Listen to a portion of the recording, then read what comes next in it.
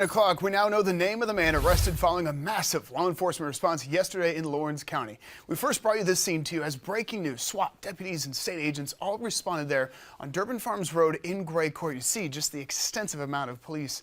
Well, neighbors were unsure exactly what happened. Well, today, the Lawrence County Sheriff's Office and the State Law Enforcement Division revealed this all centered around Reuben Green. You can see him here behind me. Well, deputies tell us that they were trying to serve warrants to him when things escalated to a standoff. Now, we did some digging on Green, and in my hands, all of these papers is a long list of past arrests and charges from SLED's records. Now, here's just some of what we saw. His criminal history dates all the way back to 1998, and one of the biggest charges was failure to stop for blue lights resulting in death. They also had a record of domestic violence charges and drug possession. Green is a registered sex offender as well, convicted of assault and battery in 2017.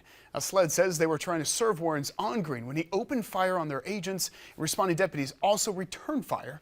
And officials say Green then barricaded himself in a shed leading to a standoff. Investigators say Green was taken from the shed by a canine, and he was then taken to the hospital, and SLED is now investigating, which is standard for officer-involved shootings. But officials say no one was shot. Well, Lawrence County Sheriff Don Reynolds released a statement saying in part, quote, "This individual has a lengthy and violent criminal record.